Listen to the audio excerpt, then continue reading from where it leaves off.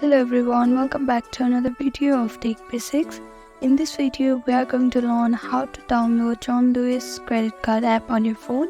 If you are an Android user, go on Play Store and you can find this app there.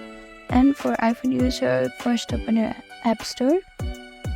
After opening your App Store, you can see search icon on the bottom right corner. Click on it. Now click on search bar and type in John Lewis credit card. Now scroll down until you see this logo.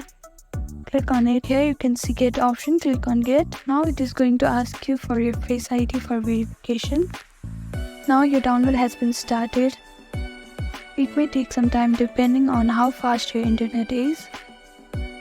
After your download is completed, you can see open option here. Click on open. Here you have successfully downloaded John Lewis credit card app. Thank you for watching this video. I hope this video was helpful to you. Please do like, share and subscribe to our channel, and don't forget to comment down below. Thank you.